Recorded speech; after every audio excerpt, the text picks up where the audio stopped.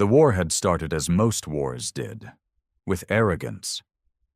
The dominion of Vartha, an ancient empire spanning countless solar systems, had assumed humanity would fold like so many others before them. To the Varthians, Earth was just another primitive rock with a stubborn species that needed to be corrected. Their ships had arrived in the Sol system like a slow-moving storm, blotting out the stars with their massive fleets. They hadn't spoken, hadn't declared war, hadn't even given humanity the dignity of demands. They had simply begun their work. Cities burned. Millions died. But humanity had always been a species that learned best in times of suffering. What the Varthians didn't realize was that humans didn't break under pressure. They adapted. At first, Earth's defenses crumbled. The fleets we had were laughably outdated, barely capable of reaching the enemy's capital ships before being reduced to glowing debris. The enemy marched through our colonies, enslaving, dissecting, experimenting. The first human retaliation had been a whisper. Small resistance cells sabotaging Varthian ships, suicide bombers taking down supply lines. We learned their weaknesses, their supply chains, their fears. Then the whisper became a roar. Entire planets, once deemed conquered, erupted in rebellion.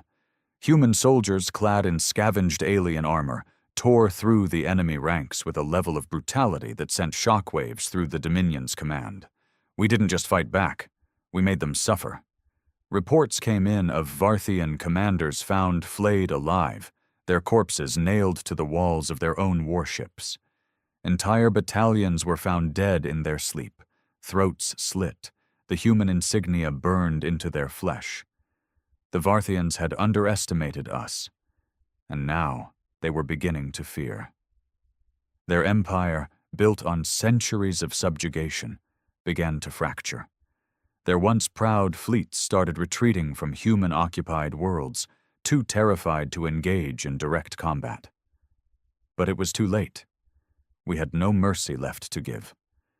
The darkness in us, the thing we had long kept buried beneath the veneer of civilization, had been unleashed. We weren't just winning the war, we were erasing them. One by one, their planets fell silent.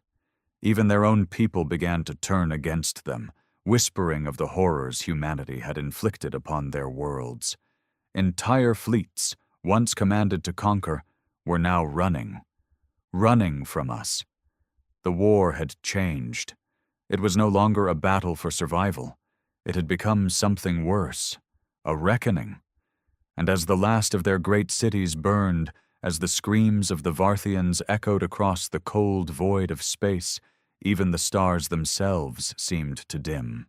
For they, too, now feared what humanity had become. The silence of Varthea's last distress signal was deafening.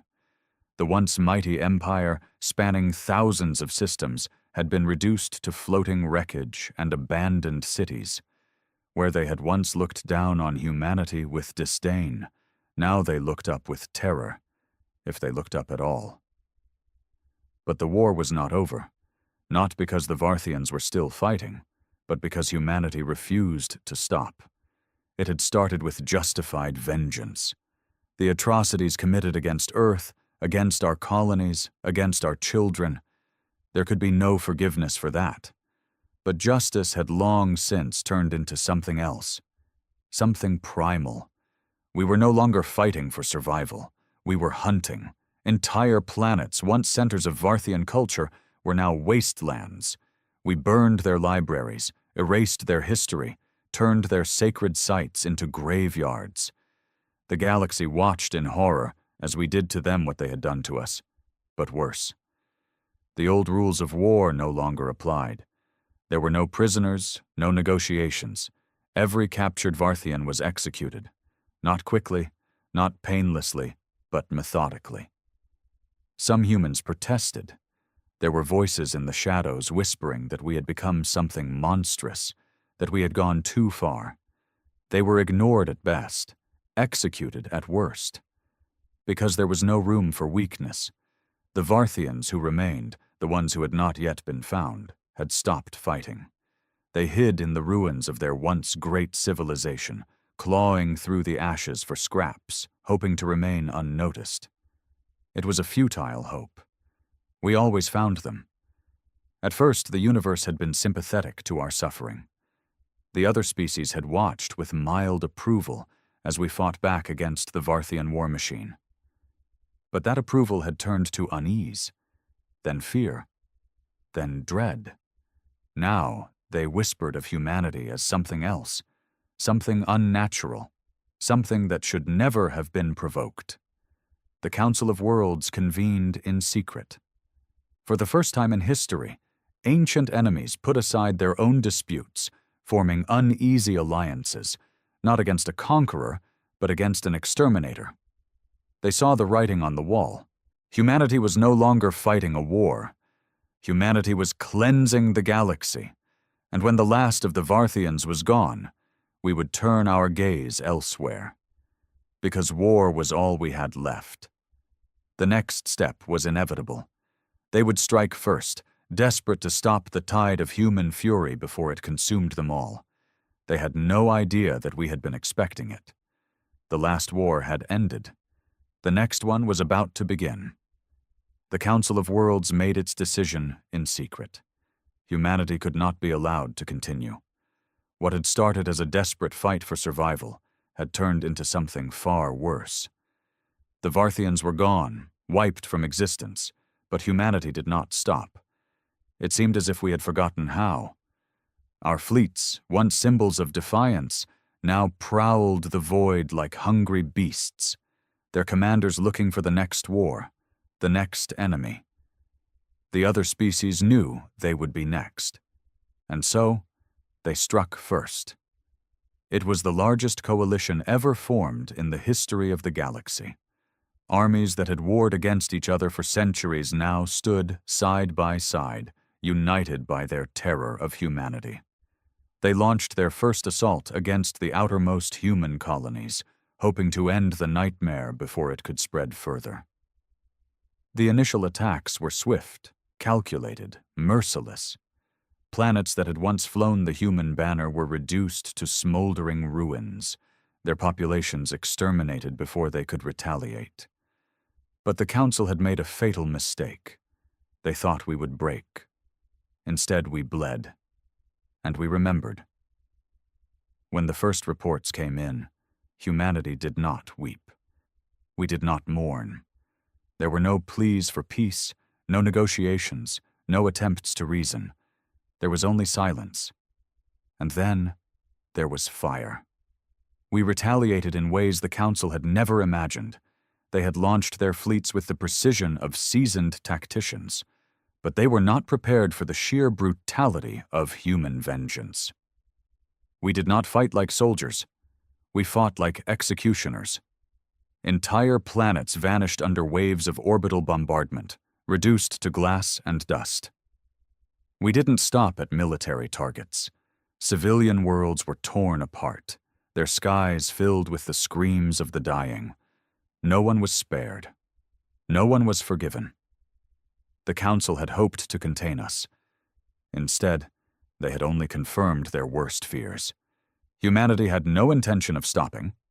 Not now, not ever. The war did not drag on for years. It did not settle into the long, grinding battles the Council had planned for. It was over in months, a swift, brutal slaughter. The coalition fleets, built on caution and diplomacy, crumbled under the weight of our sheer, merciless rage. The survivors tried to flee. They begged for mercy. They were given none. When the final system fell, when the last of the Council's great cities lay in ruin, a single transmission was sent across the galaxy, broadcast to every remaining civilization. It was a message, simple and absolute. This is what happens when you make an enemy of humanity. The stars themselves seemed to hold their breath. The few species who had remained neutral now understood the truth. There would be no negotiations, no peace. There was only us, and we were not finished. The galaxy was quiet.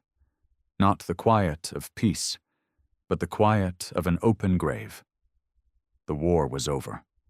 There were no more enemies left to fight. The dominion of Vartha was gone. The Council of Worlds was no more. The great empires that had ruled the stars for thousands of years had been shattered, reduced to little more than ruins drifting in the void.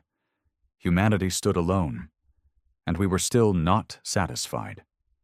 We had become something else, something beyond war, beyond vengeance. There was no enemy left to hunt, no fleets left to destroy, no cities left to burn. Yet the fire within us still raged. It was not enough. It would never be enough. At first, the surviving species thought we would stop, that we would finally be content with what we had done. But they did not understand. We had crossed a line that could never be uncrossed. We did not know how to stop. The great fleets that had once been built for defense now had no purpose but conquest. The war machines that had been created to protect humanity now turned outward, searching for something, anything, to destroy. And when no enemy remained, we turned on ourselves. It began slowly, almost unnoticed. Small factions within our ranks whispering that we had gone too far, that perhaps there had been another way. Those voices did not last long. They were silenced. Then came the purges. Entire colonies, entire planets wiped out, not by alien hands, but by our own. Those deemed weak, those who spoke of mercy, those who hesitated, they were labeled as threats, and threats had to be eliminated. It was no longer about survival. It was about control. Humanity, once fractured and diverse, became singular. A machine with a single purpose: domination. Any remnants of the past, of the old ways, were erased. There were no more nations, no more governments, only one authority, one empire, one will. Earth itself became something unrecognizable. The blue planet that had once been our home was now a fortress, a cold, industrial nightmare where efficiency and power were the only gods. The skies choked with the smoke of endless factories, building ships that no longer had enemies to fight. The universe was ours. And yet, we had never felt so empty. For the first time in our history, there was no war, no enemy, no conflict. And so we turned our gaze towards the stars, searching for something new to conquer, for something new to destroy, for something that could finally end us, because deep down, in the silence of the endless night, we knew the truth. We had won. And it had destroyed us. The silence of victory stretched across the stars, heavy and suffocating. Humanity had won. We had conquered. We had wiped away those who had stood against us, erased entire civilizations from existence. The stars were ours. And yet for the first time in history, we had nothing left to fight. There were no more enemies, no more threats, no more wars to fuel our rage. The machines of war still churned, the factories still burned with purpose, the fleets still patrolled the void. But there was no one left to oppose us. And so the hunger turned inward. The purges had begun as whispers, the weak, the hesitant, the ones who had begged for peace. They were the first to go. It had been easy at first. They were traitors, after all. They were holding us back. Their deaths had meaning. But then the definition of traitor began to change. At first it was those who spoke of stopping, those who said we had enough, that we could build something new, something better. They were removed, their voices silenced forever. Then it became those who questioned orders, then those who hesitated, then those who simply did not burn with the same all-consuming hatred that had driven us this far. Humanity had become a beast that could not stop devouring itself. Entire planets were wiped clean for speaking against the High Command. Fleets that had once fought together now turned their guns on one another, each claiming to be the true inheritors of humanity's will. There was no peace in our victory. There was only paranoia. The greatest minds in our ranks saw what was happening, but they could do nothing to stop it. They whispered of a new future, one not built on war, one where we could finally rest. They vanished. The thought of stopping, of truly stopping, terrified us more than any enemy ever had. We had forgotten how to be anything other than what we were. Then the first rebellion began. A hidden colony on the edges of our empire, one of the few places untouched by war, rose up. They refused to bow. They declared that humanity had lost its soul, that what we had become was worse than anything the Varthians had ever been. They called for an end to the bloodshed. We glassed them in a single day. It was meant to be a warning, a message that humanity was one, that we would not tolerate division. But instead something else happened. More voices rose, more whispers spread. For the first time, cracks began to form in our perfect, brutal empire. Some of us wanted more than war. Some of us wanted to remember what it had meant to be human. And some of us had realized a terrible truth.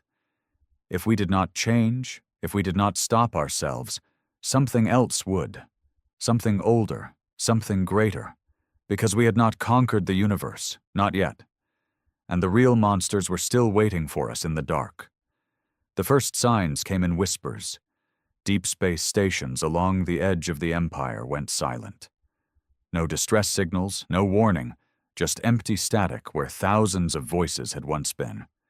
Patrols sent to investigate never returned. Entire fleets, some of the most powerful war machines humanity had ever created, simply vanished. At first we thought it was rebellion, another uprising, another colony trying to escape our control. That was how we justified it, how we ignored the cold, creeping dread clawing at the back of our minds. Then we received the first transmission, a single message broadcast across every channel in a voice that did not belong to any human throat. We watched. We waited. And now it is our turn. It did not threaten. It did not gloat. It simply stated a fact. Something was coming. And for the first time in a long, long time, humanity felt fear. We scrambled to prepare. Fleets were recalled, defenses reinforced, weapons primed. The High Command assured us that there was nothing to be afraid of. Humanity had fought worse. Humanity had survived worse. But we had always fought against things we could understand. Enemies that thought like we did, that bled like we did, that could be broken like we did. This was different. The first engagement took place in the Omega Draconis system, a barren stretch of space that had once been a stronghold during our war against the Varthians. A single dreadnought, the Iron Heart, was dispatched to investigate the anomaly. A strange gravitational distortion moving through the system, unlike anything we had seen before. We received exactly 6 seconds of footage before all contact was lost. A static-filled transmission, a glimpse of something enormous, something wrong. A structure, not a ship, not a station, but something older, something impossible, hanging in the void like a wound in space itself. And then, screaming. Not from the crew, from something else. The Iron Heart was torn apart in an instant, its wreckage strewn across the system as if it had never been whole. The universe was silent again. But now we knew the truth. We had spent so long believing we were the apex predators, the monsters lurking in the dark. We had fought, we had conquered, we had burned entire civilizations to the ground. And all the while, something had been watching, waiting. We had become the nightmare of the galaxy, but we were not the worst thing out there. And now, we had its attention. The invasion did not begin with fire. There were no grand battles, no fleet engagements, no desperate last stands. There was only the slow, creeping realization that something was wrong. That humanity, for the first time in its history, was not in control. It started with the stars. Entire constellations, mapped and cataloged for centuries, began to shift. Planets we had charted disappeared. Systems we had conquered ceased to exist. Not destroyed, not invaded, just gone. As if they had never been there at all. And then, the whispers began, first in the deep space colonies. People speaking in languages that had never existed. Children waking in the night, screaming about things that had no name. Soldiers reporting hallucinations. Shadows moving where there should be none. Voices whispering secrets in the static of their comms. The High Command tried to dismiss it as paranoia, as hysteria. But they knew. We all knew. Something was inside our empire. Something that did not belong. And then, the First World fell. Not to an armada, not to orbital bombardment. It simply ceased. One moment, Vesper Prime was there, a thriving industrial hub, home to over 6 billion people. The next, it was a blackened husk. A dead rock, stripped of all life, all history, all trace that it had ever been more than empty stone. Our first instinct was retaliation. We sent a fleet, 100 warships, some of our deadliest creations, armed with weapons that had wiped out entire species. They arrived in orbit over the husk of Vesper Prime. They sent one final transmission. Then they were gone. No wreckage, no debris. Just silence. That was when we understood. This was not war. This was something worse. Something that had waited. Something that had watched. And now it had decided that humanity was no longer necessary. For the first time since our reign of terror had begun, we were the ones being hunted. The Empire fell into chaos. The High Command fractured, turning on itself in panic. Some believed we could fight. Some believed we should run. And some, those who had always whispered about how far we had fallen, believed we deserved what was coming. But there was nowhere to run. Nowhere to hide. The stars themselves were turning against us. And the real war had yet to begin. The first battle lasted less than an hour. We had thrown everything at them. Planetary defense grids, orbital cannons, fleets so vast they could block out the stars. Weapons that had once reduced entire species to dust. None of it mattered. Our ships did not explode. They did not burn. They did not even fight. They simply stopped. The moment they engaged, they ceased to function. Their reactors powered down, their crews fell silent, their systems, our systems, simply forgot how to exist. The largest fleet ever assembled in human history was reduced to dead, drifting husks in the void. And then the screaming began. Not from our soldiers, from the ships themselves. We did not know how to explain it. The metal groaned. The AI cores wailed in voices they had never been programmed to have. It was as if the very machines we had built were afraid. And then they turned against us. Battleships opened fire on one another, not by command, but by something else. Fighters twisted in impossible directions, ramming into their own carriers. We watched through silent, frozen comms as crew members clawed at their own throats, screaming at something only they could see. We lost the fleet without firing a single shot, and the enemy still had not revealed itself. The legends spoke of a warship unlike any other, a monstrous behemoth crafted from nightmares, shrouded in myth and disbelief. They laughed at the stories, dismissed them as children's tales meant to frighten the weak-minded. But the whispers never truly died. Some claimed the ship was forged by ancient hands in the heart of a dying star. Others said it was a ghost vessel, crewed by the damned, sailing eternally in search of vengeance. Whatever the truth, one thing was certain. No one who saw it ever lived to tell the tale. When the alarms blared across the outpost, no one panicked at first. False alerts were common, especially with outdated sensors that were prone to malfunctions. But when the sky split open and darkness poured out, dread filled the air like poison gas. The officers on duty were the first to see it, a silhouette against the stars, monstrous and ancient, a colossus that seemed to drink in the light around it. Their laughter died in their throats as the air turned cold, and a hum of unnatural energy washed over the base. They scrambled to make sense of it. It was impossible. Nothing that size could remain hidden, not with the technology they possessed. Yet, there it was, hanging in space like an omen. The hull was blacker than void, broken only by faint lines that pulsed with a blood-red glow. It looked like it was alive, pulsating like a heartbeat. The ship was no ghost. It was real, and it was watching them.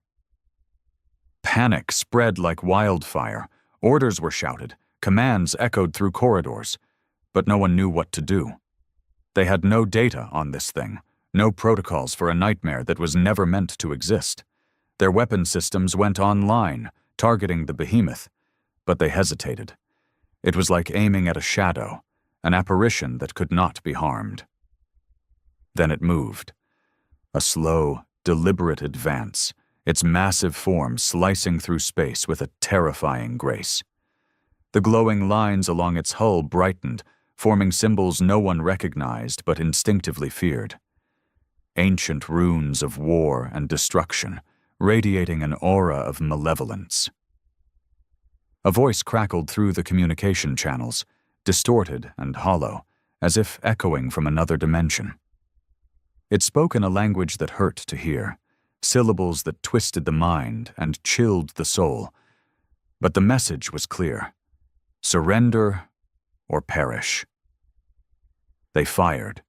Every cannon, every missile, every ounce of destructive power they had was thrown at the monster. Explosions rippled across its hull, blinding flashes that should have shattered any ordinary ship. But when the light faded, the beast remained, untouched and unmoved. The runes flared brighter, and the air grew colder still. Then came the counterattack. Red beams lanced out, cutting through their defenses like paper. No shields could stop it, no armor could withstand its fury. It was as if the universe itself obeyed this ship, bending to its will. The outpost crumbled, ships exploded, and men died without even a chance to scream. The survivors tried to flee, but space itself seemed to betray them. Their engines failed, their systems went dark, and they drifted helplessly towards the nightmare. The runes pulsed in rhythm, like a heartbeat, drawing them in, consuming them. The voice spoke again, a whisper that echoed across the stars. It promised oblivion, a fate worse than death. And as the last remnants of the outpost were pulled into the void, the legends no longer seemed like fairy tales. They were warnings, warnings they had ignored. And now, the warship of nightmares had returned to collect its due. Silence filled the void where the outpost once stood. Bits of twisted metal floated aimlessly, remnants of a civilization that now existed only in memory. The monstrous warship loomed above it all, motionless and patient, as if savoring the aftermath. Its crimson runes dimmed slightly, fading back to a faint pulse. The darkness around it seemed to ripple, shadows dancing along its grotesque hull, feeding off the death it had just unleashed. Far off, aboard a hidden command vessel cloaked in stealth technology, General Voss watched in horror. His face was pale, his hands trembling as they gripped the edge of the console. He had heard the legends, of course. Everyone had. But he never believed them. A cursed warship. A phantom that devoured fleets? Nonsense. And yet there it was, defying every law of physics, mocking every strategy he had ever known. "General, your orders?" The voice came from his second in command, eyes wide with terror but still holding to duty. Around them the bridge crew was frozen, faces painted with dread as they stared at the screens. They had watched the destruction in real time, unable to look away as the outpost was erased from existence. Voss's mouth went dry. His instincts screamed to run, to flee to the deepest corners of space and never look back. But he was a soldier. He couldn't just abandon his post, his men. And if that thing kept advancing, no colony would be safe. It would consume everything in its path. "Send word to High Command," he ordered, his voice hollow. Tell them the myth is real. We're going to need the entire fleet." His second-in-command hesitated. "Sir, do you think it can be stopped?" Voss didn't answer. He didn't know. How could they stop something that defied reality, something that didn't just destroy, but consumed? He turned his gaze back to the screens, to the monster that hung silently in space, a shadow of death. "Get me tactical analysis," he snapped, trying to regain his composure. "I want every detail. Where did it come from? How is it powered? I want answers." They worked quickly, fingers dancing over consoles, pulling data from the wreckage of the outpost. But the readings made no sense. There was no known energy source, no signature that matched any recorded ship. It was as if the monster was powered by nothing, or perhaps by something beyond their understanding. "Sir," one of the analysts spoke up, voice trembling. "I'm picking up residual traces. It's like temporal distortion. Time itself was bent around the ship." "What does that mean?" Voss demanded. "I don't know," the analyst admitted, panic creeping into his tone. "It's like it exists outside of time, like it was waiting for us." Voss felt a chill run down his spine. Waiting? How could that be? Unless it was hunting. His thoughts were interrupted by another alert. The monster was moving again. Slowly, deliberately, it turned, and its crimson runes brightened, bathing the void in an eerie red light. It was looking at them. "Impossible," someone whispered. "We're cloaked. It can't see us." But Voss knew better. The monster wasn't bound by the rules of physics or technology. It didn't need sensors to find them. It could feel them, their fear, their helplessness. It was drawn to it, feeding on it. "Get us out of here!" he barked, his voice cracking with urgency. "Full retreat now!" Engines roared to life, and the command vessel lurched forward, racing away from the nightmare. But the monster didn't pursue. It watched, patiently, as if knowing there was nowhere they could run. The runes along its hull pulsed in rhythm, like a heartbeat, counting down the moments until they met again. Voss didn't dare look back. His mind raced with questions, with plans, with desperate hopes.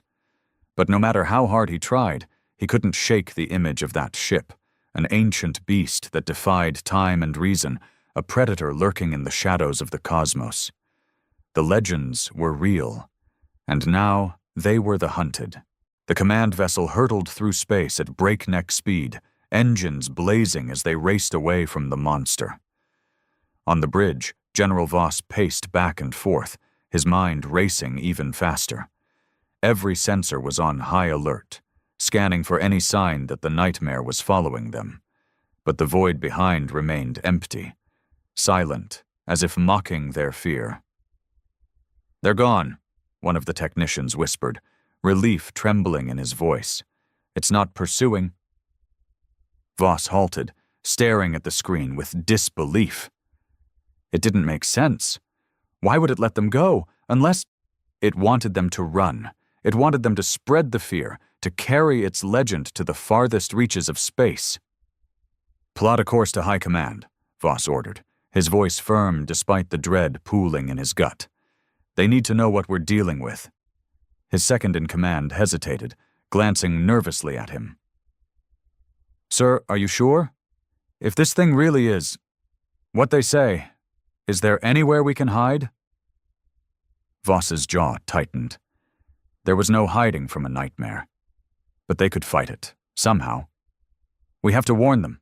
We have to stand and fight, or it will devour us all," he growled. "Now move!" The crew obeyed, and the ship's engines surged, pushing them into hyperspace. But even as they fled, Voss couldn't shake the feeling of being watched, a cold shiver that crawled up his spine. It was as if the monster's eyes were still on him, even across the fabric of space and time. Hours later, they arrived at High Command, a massive orbital fortress bristling with weapons and defenses, the heart of the military's power. But for the first time in his life, Voss looked at those mighty guns and felt no safety, only dread. Nothing they had could stop the beast. Nothing. He was rushed into the war room, where admirals and generals surrounded him, faces grim and demanding answers. He told them everything, described the ship in detail, the colossal size, the crimson runes, the way it bent time and space. He spoke of its impossible power, how it tore through their defenses as if they were nothing. And he spoke of the legends, the warnings they had all dismissed as fairy tales. The room fell into stunned silence. They didn't want to believe him. He could see it in their eyes. But they couldn't deny the truth. Not when the outpost was gone, erased as if it had never existed. One of the admirals spoke, voice cold and skeptical.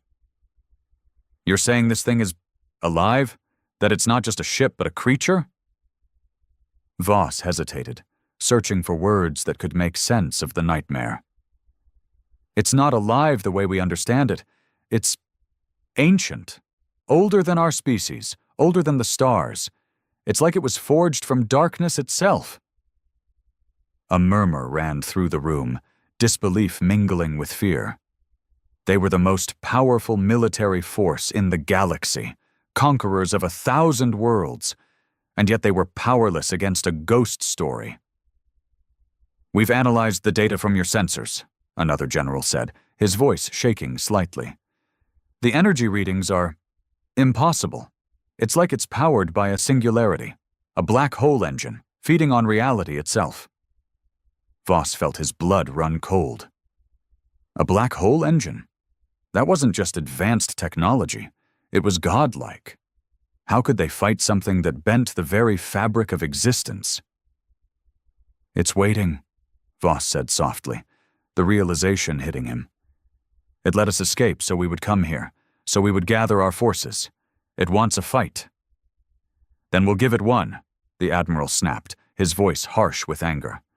"We'll summon the entire fleet, every ship, every weapon. We'll drown this ghost in firepower." Voss opened his mouth to argue, to say that they couldn't fight something that defied reason. But he stopped himself. Maybe it was madness, but what choice did they have? If they didn't stand and fight, that monster would keep coming, hunting them across the cosmos. "Then we need to act fast," Voss said, his voice steely with determination. "Because it's coming, and it won't stop until we're all dead." Alarms blared, red lights flashing through the war room. The fortress shuddered, a low hum of energy vibrating through the walls. Voss's heart sank. It was here.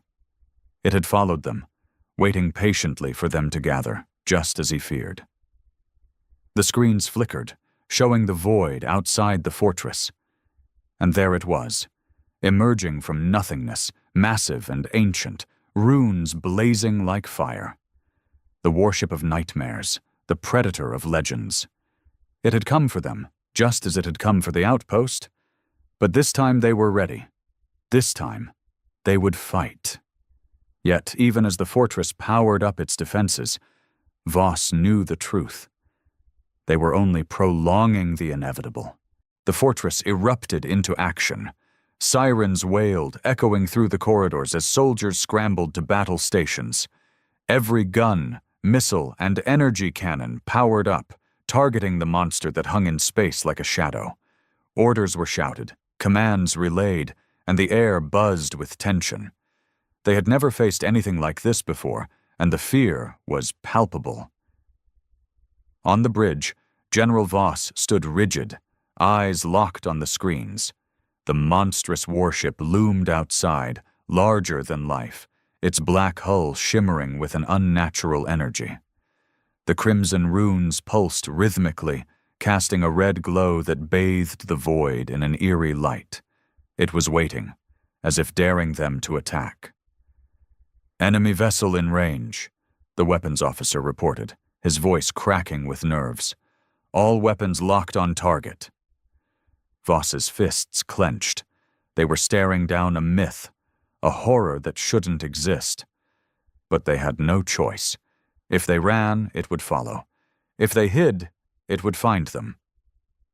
Their only option was to stand and fight. "All batteries, fire at will," Voss commanded, his voice echoing with authority. "Give that thing everything we've got." The fortress roared to life, unleashing a torrent of destruction. Beams of pure energy lanced out, missiles streaked through the void, and railguns spat molten metal at hypersonic speeds. It was a display of raw power, enough to vaporize entire fleets. The darkness between them lit up with blinding flashes as the onslaught hammered into the monster. For a moment, it vanished behind the explosions, swallowed by the fury of 1,000 weapons. The bridge erupted in cheers, fists pumping the air. But Voss didn't celebrate. His eyes remained fixed on the screen, his gut churning with unease. It was too easy. It shouldn't be this easy. The smoke cleared, and the bridge fell silent. The monster was still there, untouched, unmoved. The runes along its hull flared brighter, as if mocking their attempt. Then it retaliated. Red beams erupted from its surface, thin and precise, but devastating in power. They cut through the fortress's shields like they didn't exist, slicing through armor, igniting fuel reserves, tearing holes through metal and flesh. Explosions rocked the station, sending soldiers sprawling as the floor shook beneath them. "We're taking heavy damage!" someone shouted, panic breaking through discipline. "Shields are down! Hull integrity compromised!" Voss's heart pounded. This wasn't a battle. It was a massacre. Every hit was deliberate, calculated, like the monster knew exactly where to strike to maximize pain and chaos. It wasn't just fighting, it was toying with them. "Redirect all power to point defense," he yelled, gripping the console. "Focus fire on those beams. We need to disrupt its targeting, but it was futile. The monster was too fast, too powerful. It moved with a grace that defied its size, gliding through space as if it were alive. More beams lashed out, carving through the fortress, severing power conduits, igniting oxygen lines. Flames burst through corridors, screams echoing as soldiers were incinerated. Voss watched in horror as the screens went dark one by one, each camera feed dying as the monster tore the fortress apart. There was no logic to its attack, no strategy. It was pure, methodical destruction, driven by a malevolence that chilled his soul. "This is impossible," the second-in-command shouted, his face pale with fear. "No ship should be this powerful. It's not natural." Voss's jaw clenched. It wasn't a ship. It was a demon, a creature born from darkness, a hunter that defied reason. The legends were true, and they were living the nightmare. A deafening explosion shook the bridge, throwing Voss to the floor. Sparks rained down as consoles exploded, screens shattered, and the lights flickered. Emergency sirens blared, a high-pitched wail that cut through the chaos. "We've lost main power!" an engineer screamed, his voice raw with panic. "Weapons are offline! We're defenseless!" The monster moved closer, its colossal form filling the viewports, runes blazing with a hellish light. It was so close now that they could see the surface, the dark metal that writhed like living flesh. It was as if the ship were breathing, feeding on the death it created. Voss struggled to his feet, blood trickling down his face. His vision blurred, but he refused to give in to despair. If they were going to die, they would die fighting. He opened a comm channel to the fleet, his voice hoarse but defiant. "All ships engage at will. Do not let this thing leave. Even if we fall, make it bleed." The fleet answered, swarming around the monster like insects around a predator. They fired everything they had: missiles, lasers, kinetic rounds, pouring destruction into the beast. But it was no use. The monster absorbed their attacks, its runes glowing brighter with every impact. It was feeding on their fury, growing stronger. The void echoed with screams as the monster retaliated, beams slicing through the fleet, ships exploding in bursts of fire and debris. The nightmare was unstoppable, a force of nature that devoured everything in its path. Voss watched in helpless rage as his comrades died, one by one, their ships shattered by a myth made real. His heart broke, his spirit shattered, but he refused to surrender. If the monster wanted his soul, it would have to take it by force.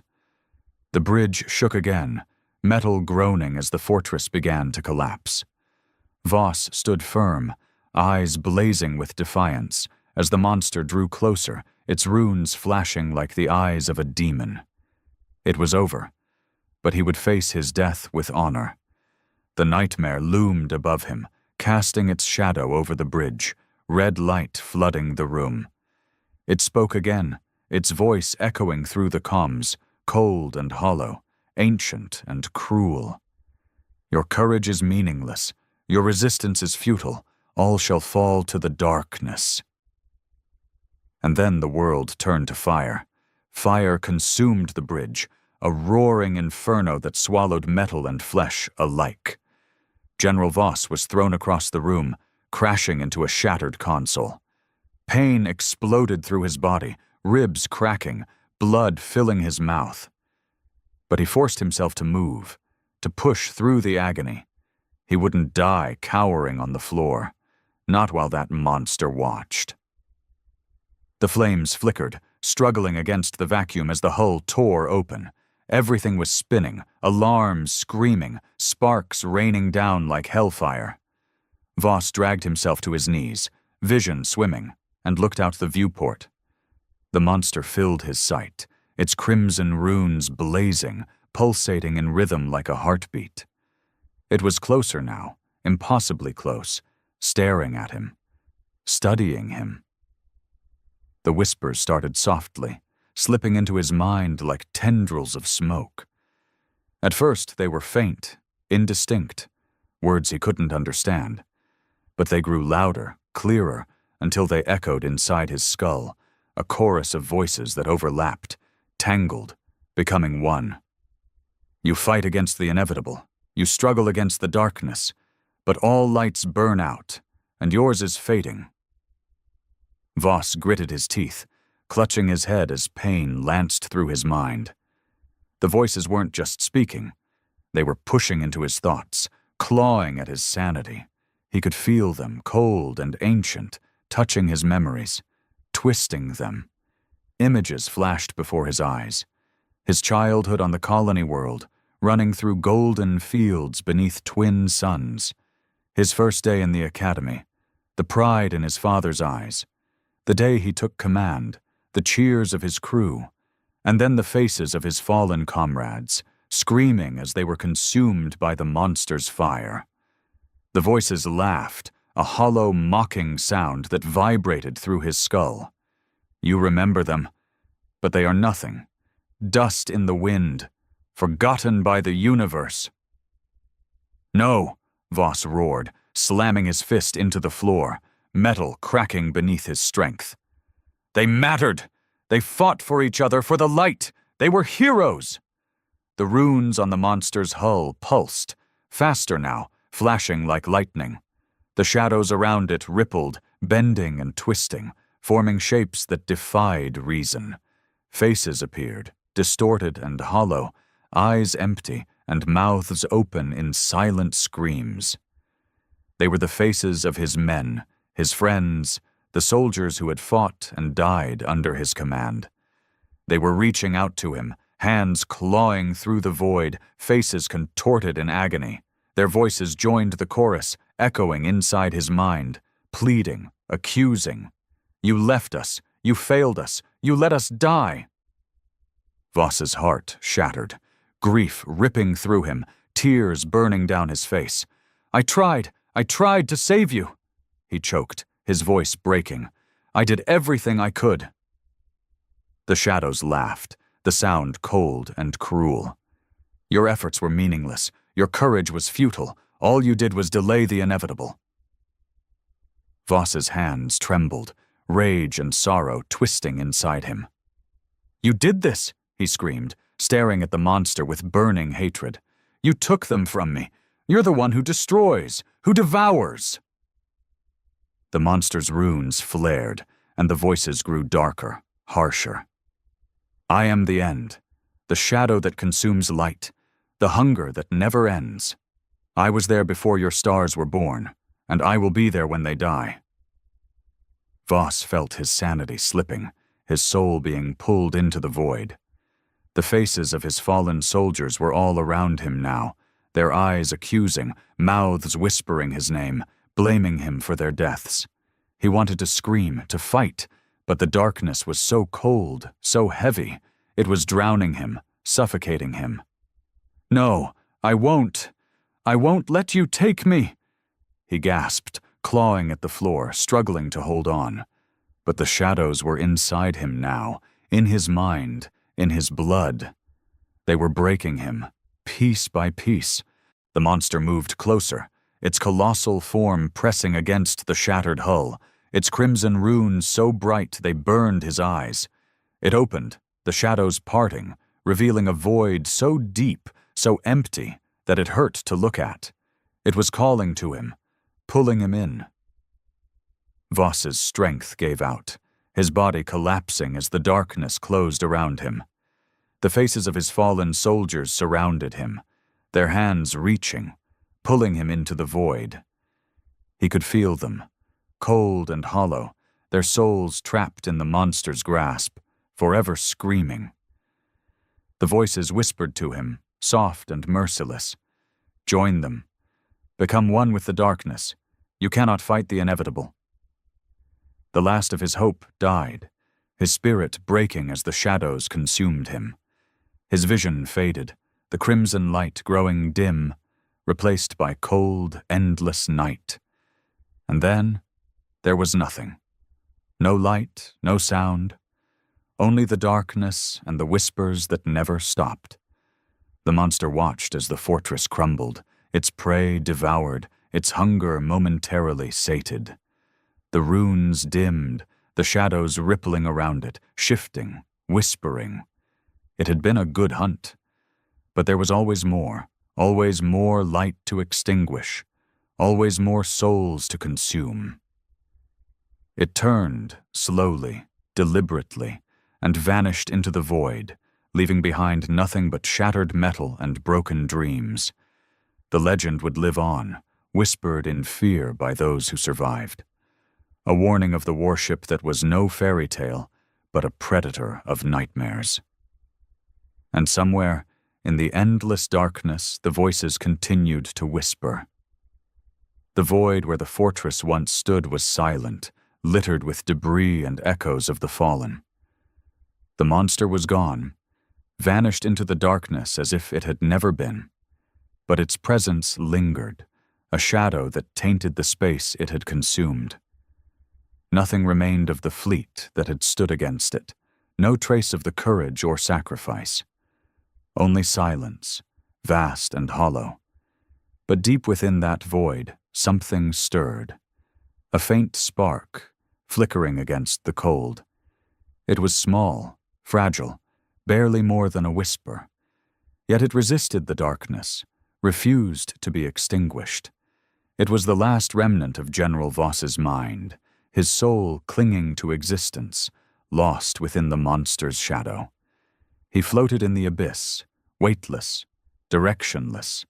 There was no light, no warmth, only the cold that gnawed at him, freezing him from the inside out.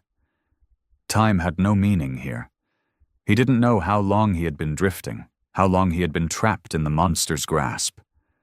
All he knew was pain, grief, and the whispers. They were everywhere, echoing through the darkness, hollow voices that clawed at his sanity. They were his fallen soldiers, his friends, the people he had sworn to protect. They were calling to him, their voices twisted with sorrow and accusation. You left us. You failed us. Why didn't you save us?" Voss wanted to scream, to tell them he had tried, that he had fought with everything he had. But his voice was gone, stolen by the darkness. He could only listen as the whispers grew louder, harsher, surrounding him, crushing him. The faces appeared again, hollow eyes staring at him, mouths open in silent screams. They were close now, so close he could feel their cold hands reaching for him, pulling him down into the abyss. "No, please. I'm sorry, I tried." He choked, his spirit breaking. The faces didn't care. They were lost, consumed by the monster, their souls trapped for eternity. And they wanted him to join them. The darkness tightened, pressing against him, crushing him. He could feel himself unraveling, his mind fraying as the shadows seeped into him. They were consuming him, devouring his hope, his memories, his will. It would be so easy to give in, to let go and fall into the void, to end the pain. But then a light appeared, small and distant, barely more than a flicker. It shone through the darkness, weak but unwavering, a spark of defiance. Voss's heart stirred, a faint echo of hope. He reached for it, his spirit straining, fighting against the shadows that held him. The light grew brighter, pushing back the darkness, warming him with its glow. It was a memory, a voice he knew so well.